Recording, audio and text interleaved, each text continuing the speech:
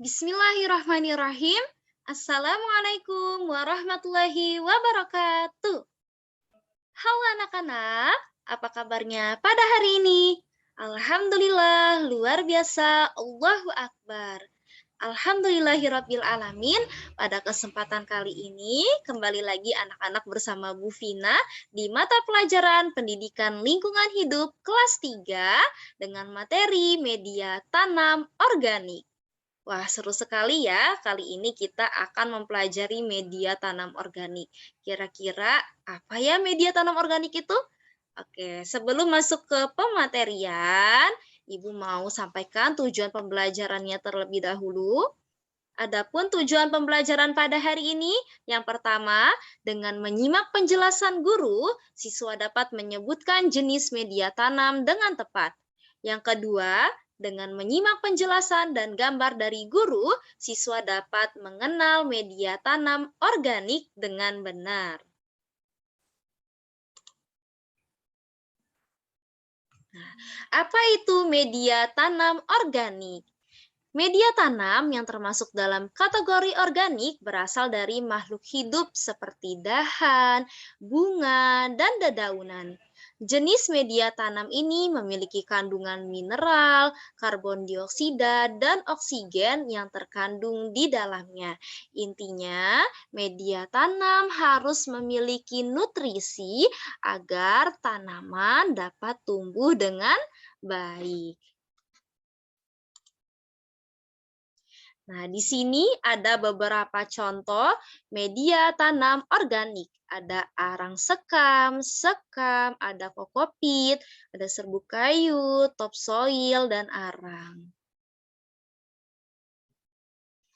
Selanjutnya, apa itu media tanam arang? Arang bisa berasal dari kayu atau batok kelapa.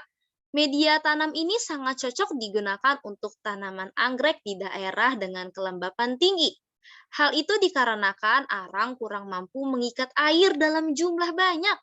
Keunikan dari media jenis arang adalah sifatnya yang buffer atau penyangga. Dengan demikian, jika terjadi kekeliruan dalam pemberian unsur hara yang terkandung di dalam pupuk, bisa segera dinetralisir dan diadaptasikan. Itu ya, kelebihan dari arang. Kemudian media tanam sabut kelapa atau kokopit. Sabut kelapa atau kokopit merupakan bahan organik alternatif yang dapat digunakan sebagai media tanam. Nah, sabut kelapa untuk media tanam sebaiknya berasal dari buah kelapa yang tua karena memiliki serat yang sangat kuat. Selanjutnya ada media tanam sekam padi.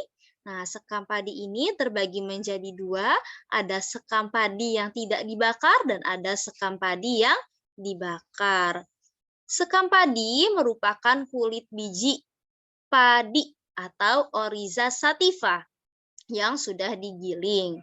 Nah, sekam padi bakar dan sekam padi mentah memiliki tingkat porositas yang sama. Sebagai media tanam, keduanya berperan penting dalam perbaikan struktur tanah sehingga sistem aerasi dan drainase di media tanam menjadi lebih baik lagi.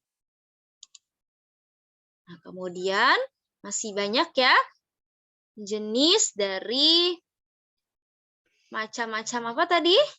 Macam-macam media tanam. Ada pakis, kompos, mos, pupuk kandang, dan humus. Nah, apa itu pakis? Berdasarkan warnanya, pakis itu dibedakan menjadi dua. Ada pakis hitam dan ada pakis coklat. Dari kedua jenis tersebut, batang pakis hitam lebih umum digunakan sebagai media tanam. Batang pakis hitam berasal dari tanaman pakis yang sudah tua, sehingga lebih kering. Selain itu, batang pakis ini pun mudah dibentuk menjadi potongan kecil dan dikenal sebagai cacahan pakis. Selanjutnya ada kompos. Kompos merupakan media tanam organik yang bahan dasarnya berasal dari proses fermentasi tanaman atau limbah organik seperti jerami.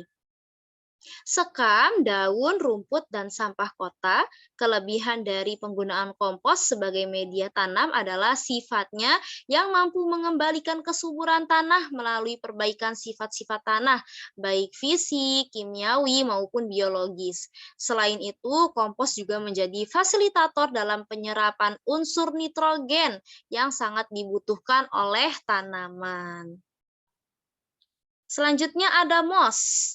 Moss yang dijadikan sebagai media tanam berasal dari akar paku-pakuan atau kadaka yang banyak dijumpai di hutan-hutan. Moss sering digunakan sebagai media tanam untuk masa penyemaian sampai dengan masa pembungaan. Selanjutnya pupuk kandang. Pupuk organik yang berasal dari kotoran hewan disebut sebagai pupuk kandang. Kandungan unsur haranya yang lengkap seperti natrium, fosfor, dan kalium membuat pupuk kandang cocok sekali digunakan sebagai media tanam. Karena unsur-unsur tersebut penting untuk pertumbuhan dan perkembangan tanaman. Selain itu, pupuk kandang memiliki kandungan mikroorganisme yang diyakini mampu merombak bahan organik yang sulit dicerna tanaman menjadi komponen yang lebih mudah untuk diserap oleh tanaman. Itu ya, kelebihan dari pupuk kandang. Selanjutnya ada humus. Humus adalah segala macam hasil pelapukan bahan organik oleh jasad mikro dan merupakan sumber energi jasad mikro tersebut. Nah, bahan-bahan organik tersebut bisa berupa jaringan asli tubuh tumbuhan atau binatang mati yang belum lapuk. Biasanya humus berwarna gelap dan dijumpai terutama pada lapisan tanah atau topsoil.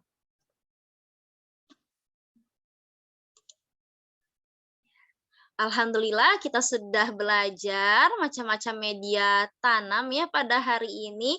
Masya Allah. Nanti silakan anak-anak merangkum apa yang sudah Ibu jelaskan, kemudian kerjakan tugas yang ada di modulnya. Sekian pembelajaran dari Ibu, semoga ilmunya berkah dan bermanfaat.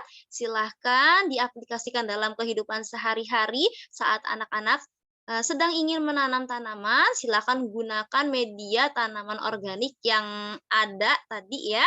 Tinggal pilih anak-anak membutuhkannya media apa, kemudian ditaruh di pot, dan nanti insya Allah tumbuhannya akan tumbuh dengan subur. Sekian pembelajaran pada hari ini, kurang lebihnya mohon maaf. Wassalamualaikum warahmatullahi wabarakatuh. Sampai jumpa lagi.